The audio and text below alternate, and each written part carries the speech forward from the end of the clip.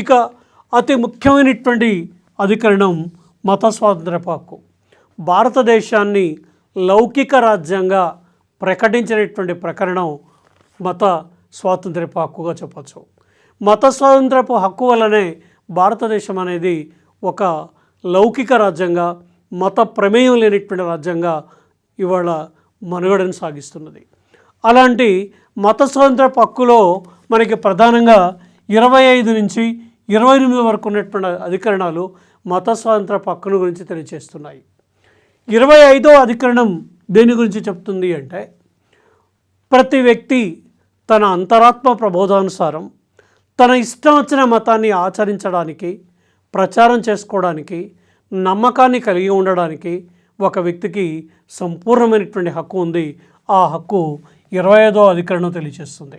అంటే 25వ అధికరణం ప్రకారం అంతరాత్మ ప్రబోధానుసారం ఏ వ్యక్తి అయినా తన ఇష్టం వచ్చినటువంటి మతాన్ని స్వీకరించవచ్చు, ప్రచారం చేసుకోవచ్చు, నమ్మకాన్ని కలిగి ఉండవచ్చు అని చెప్పేటువంటి అధికరణం 25వ అధికరణం.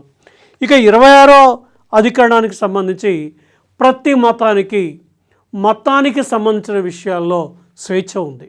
అంటే మతానికి చెందిన ఆంతరంగిక విషయాల్లో స్వేచ్ఛ ఉంది.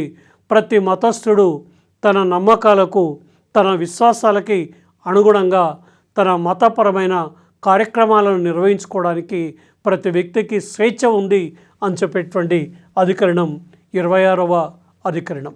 దీని తర్వాత ఉన్నటువంటి ఇంకొక ముఖ్యమైనది 27వ అధికరణం.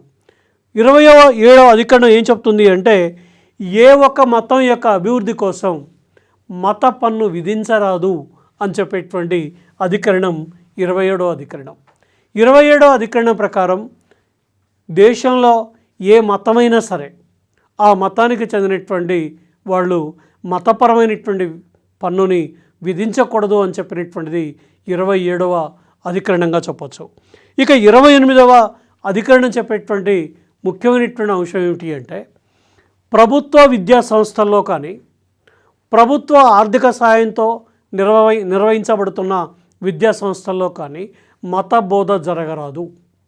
ఆ విద్యా సంస్థల్లో మత బోధ జరిగినట్టయితే అది నేరంగా లేకపోతే వాళ్ళపైన కేసులు నమోదు చేసేటువంటి అధికారం ఉంది. కాబట్టి ప్రభుత్వ విద్యా సంస్థల్లో కానీ, ప్రభుత్వ ఆర్థిక సాయంతో పనిచేసేటువంటి విద్యా సంస్థల లోపల కానీ ఎక్కడ కూడా మతబోధ జరగరాదు అని చెప్పేటువంటి అధికరణం భారతదేశాన్ని లౌకిక అనే పదాన్ని ప్రవేశికలో చేర్చడానికంటే ముందే భారత పౌరులకి భారత రాజ్యాంగం మత స్వాతంత్రపు హక్కును ప్రసాదించింది.